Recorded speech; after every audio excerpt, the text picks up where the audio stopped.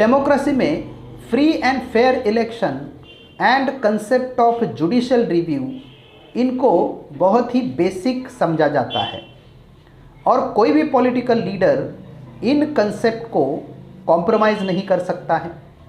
लेकिन in the constitutional history of India हम understand करते हैं कि ऐसे भी अटेम्प्ट हुए हैं कि जिसमें जुडिशियल रिव्यू को, कोर्ट की पावर को भी वहाँ पे नलीफाई करने की कोशिश की गई है, फ्री एंड फेयर इलेक्शन को भी वहाँ पे कॉम्प्रोमाइज़ करने की कोशिश की गई है और अपना ही रूल, डेस्पोटिक रूल वहाँ पे एस्टैब्लिश करने की कोशिश भी in the constitutional history of India वहाँ पे की गई है। और इस कोशिश को कर्ब करना, इसको इरेडिकेट करना, ये काम जो है ये सुप्रीम कोर्ट ने इफ़ेक्टिव मैनर में वहाँ पे किया है। ऐसे ही एक केस के बारे में हम आज के इस वीडियो में डिस्कस करेंगे। उस केस का नाम है इंदिरा गांधी वर्सेस राजनारायण। 1971 में जब जनरल इलेक्शन इंडिया में हुए थे, जिसमें कांग्रेस पार्टी ने गरीबी हटाओ का नारा लगाया था, उस टाइम राजनारायण जो है अगेंस्ट इंदिरा गांधी रायबरेली की सीट को कंटेस्ट करते हैं और उसमें इंदिरा गांधी जी जो है उस रायबरेली की सीट से इलेक्शन जीत जाती हैं।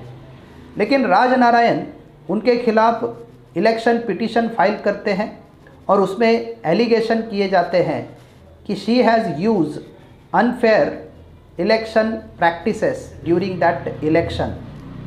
इलाहाबाद हाई कोर्ट में पिटीशन चलता है और इलाहाबाद हाई कोर्ट जो है वो राजनारायण जी के फेवर में डिसीजन देता है और जो इंदिरा गांधी जी का जो सीट है रायबरेली का, वो seat Allahabad high court nullify करता है एंड जो इलेक्शन इंदिरा गांधी जी ने कंटेस्ट किया था वो वहाँ पे अनकॉन्स्टिट्यूशनल डिक्लेयर करता है।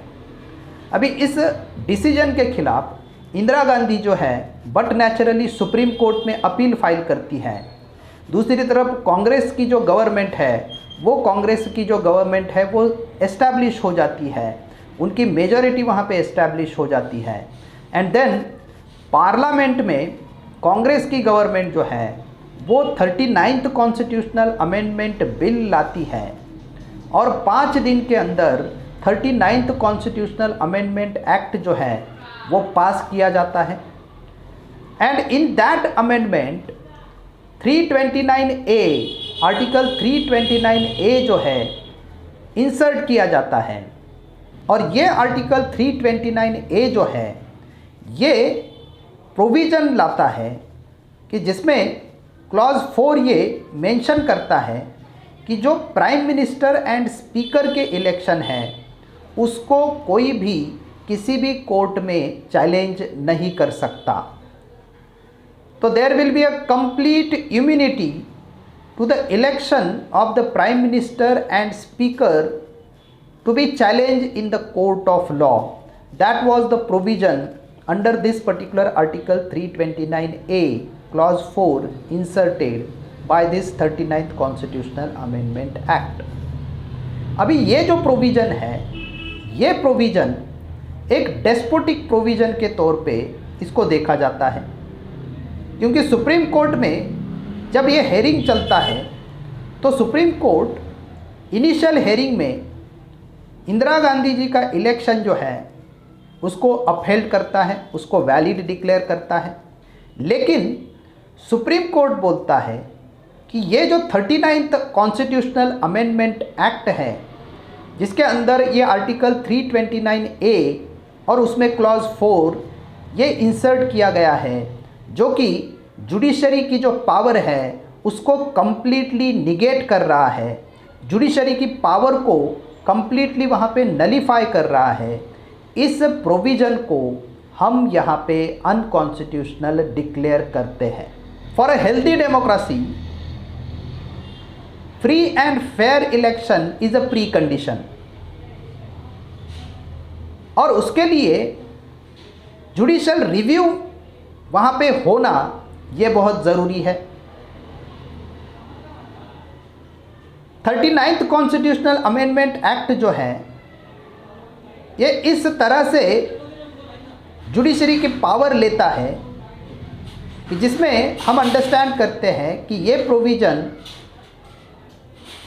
सिर्फ आने वाले फ्यूचर इलेक्शन को एप्लीकेबल नहीं होगा, तो जो भी पिटीशन पहले से पेंडिंग है before the court, election petition pending है बिफोर द कोर्ट, उसको भी वहाँ पे नलीफाई करेगा।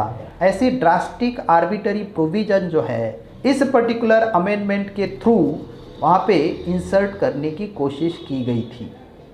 और इसलिए सुप्रीम कोर्ट जो है they negated this particular provision, and in this Kesavananda Bharati versus state of Kerala, जिसमें बेसिक स्ट्रक्चर ये जो डॉक्ट्रिन है ये इवॉल्व हुआ था, उसका रेफरेंस देते हुए कोर्ट जो है ये कैटेगरिकली मेंशन करता है कि rule of law, democracy, free and fair election in the democracy, concept of judicial review and jurisdiction of Supreme Court under Article 32 of the Indian Constitution, all these are the basic feature of the Constitution which cannot be compromised at the political will. And because of all these basic features, ये 39th Constitutional Amendment Act जो है, जो कि judicial review को ही वहाँ पे nullify करने की कोशिश करता है, अगर ऐसे अमेंडमेंट हमने यहाँ पे अलाउ किए तो डेमोक्रेसी वहाँ पे नहीं बच सकती है। और इसलिए हम अंडरस्टैंड करते हैं कि इंदिरा गांधी वर्सेस राजनारायण ये जजमेंट जो है ये बहुत ही इम्पॉर्टेंट जजमेंट है for the concept of basic structure and for the protection of judicial review with in the territory of India. Rather, we can say that basic structure theory came to secure and protect the concept of judicial review that we can understand from Indira Gandhi versus Raj Narayan. So this is very landmark judgment. I hope ये video और ये case आपको समझ में आया होगा। So with reference to concept of judicial review, इस judgement को हम अंडरस्टैंड कर सकते हैं। Thank you very much for watching this video. अगर ये वीडियो आपको अच्छा लगता है तो ज़रूर इसको लाइक करें, शेयर करें और इस चैनल को सब्सक्राइब करना ना भूलें। Thank you very much for watching this channel. Thank you.